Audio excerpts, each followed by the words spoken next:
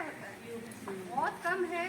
आगरा शहर में हम लोग एमपी में रहते थे, तो एमपी में सभी जगह मिट्टी को पहले वहाँ भी बनता था पीओपी का। फिर हम लोगों ने काफ़ी मेहनत किया, फिर वहाँ का बंद हो गया था। यहाँ पे हमने देखा है कि पूरा आगरा शहर में मैंने तो मिट्टी का कहीं बनते हुए नहीं देखा। पीओपी का काम होता है यहाँ पे, और कहीं से बाहर से कहीं कोई ले आता है तो एक आध मूर्ति दिखती है, और जिसको ज़्यादा समझते हैं तो वो बाहर से मंगा लेते हैं। तो पीओपी हानिकारक होता है। आप लोग समझते हैं बच्चों पीओपी क्या होता है, क्या चीज़ है?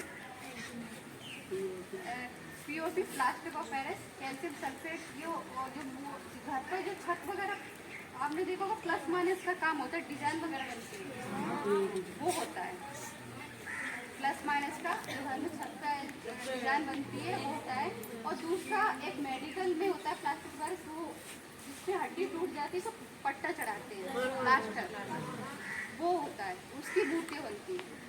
तो होता क्या है, जैसे मिट्टी की मूर्ति बनाते हैं तो उसमें टाइम लगता है ना, और फिर उसको कलर करो तो बहुत सारा प्रोसेस हो जाता है।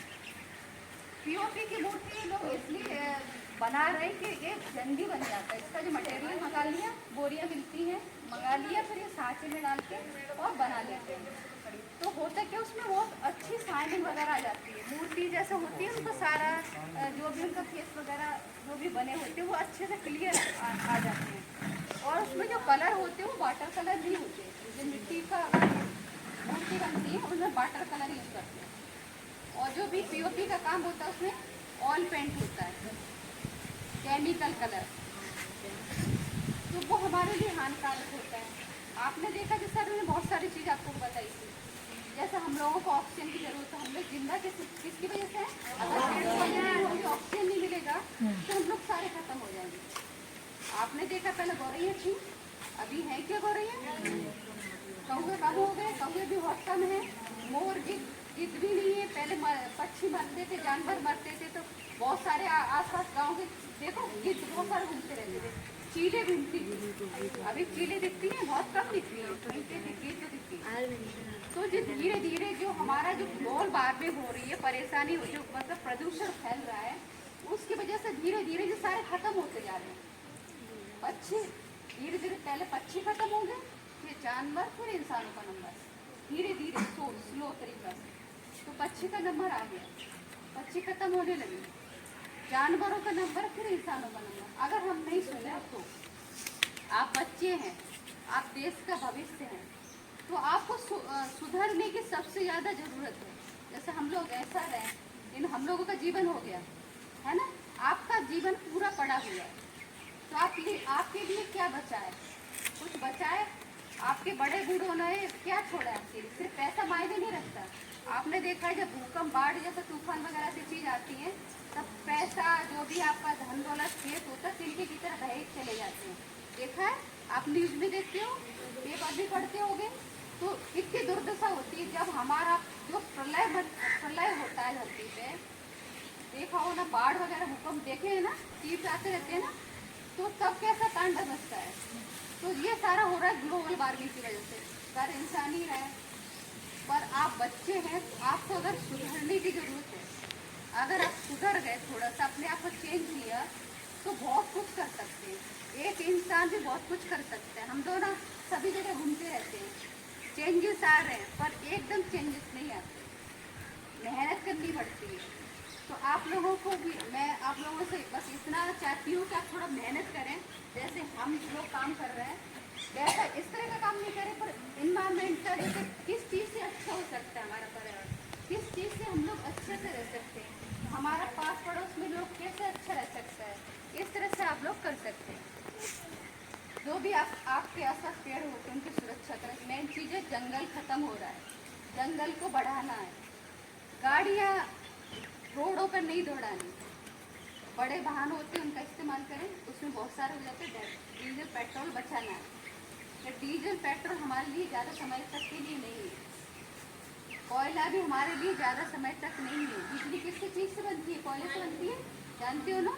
तो हमारे लिए सेफ ऊर्जा होती है सोलर ऊर्जा, पवन ऊर्जा, और ये गोबर गैस से बनती है, और पवन ये पानी से भी बनती है, समुद्र में टरबाइन वगैरह लगा के। इस तरह की ऊर्जा हमारी सेफ होती है। पर इंसानों ने धीरे धीरे सारा खत्म करते जा रहे हैं कोयले को, और इस तरह की जो ऊर्जा होती है वो कोई यूज नहीं कर रहा। और सरकार की तरफ सोलर प्लेट का निकल रहा है कि नहीं, तो आप स्कूल में लगाओ, आपके गांव में लगाओ, इस तरह की सुविधा अगर करने लगे तो धीरे धीरे हमारी जो कोयला है वो आगे समय तक धीरे धीरे बढ़ता जाएगा। जैसा आप बच्चों के लिए कुछ तो बचेगा, है ना। और पानी आपने देखा आपके गांव में शुद्ध पानी मिल रहा है क्या? नहीं मिल रहा ना, नहीं मिलेगा। तो हम लोग खुद ही अपने लिए कैसे गड्ढा खोद रहे हैं, उस तरह का हिसाब हो गया। समुद्र नदियाँ दूषित हो रही हैं मूर्तियों से, विसर्जन से। जो समुद्र हमारे हैं, नदियाँ हैं, तालाब हैं, वो मूर्तियाँ पूजा किया भगवान का, नदी होती है। कौन से भगवान, कोई भगवान बोलते हैं कभी विसर्जन करके जाओ, नहीं बोलते ना। जैसा हमारा घर होता है, जैसे आपका स्कूल है, जैसे आप लोग का घर है, अगर आपके घर में कोई कचरा फेंके तो आपको कैसा लगेगा? कोई स्कूल में कचरा फेंक जाए तो आपको अच्छा लगेगा? नहीं लगेगा ना। कोई घर में फेंक जाए तो अच्छा लगेगा? नहीं लगेगा ना। जैसे जानवर होते हैं, जो जीव होते हैं पानी के, जो उनके घरों में पानी में ना, समुद्र नदियों में जो कचरा फेंकते हैं लोग, तो उनको कैसा लगता होगा? सोचने वाली बात है, ध्यान से सोचना चाहिए। तो उनको भी प्रॉब्लम होती है। जैसे हम लोग ऑक्सीजन लेते हैं, हमें ऑक्सीजन की ज़रूरत है, तो उनको भी ऑक्सीजन की ज़रूरत होती है। पानी में भी ऑक्सीजन होता है, तभी तो जीव जिंदा रहते हैं, है ना। तो इसीलिए हमें देखो, अगर हम नदियों को दूषित करते जाएंगे, भगवान को पूजा करने के बाद में नदियों फेंकते जाएंगे, तो नदियाँ दूषित होती जाएंगी, पानी के जीव बढ़ते जाएंगे, और पानी जो हमारा है वो खराब होता जाएगा। ये सारे चीज़ मैंने आपको बताई कि प्लास्टिक और पैरा से जो कलर बताए थे वो सारे रासायनिक होते हैं।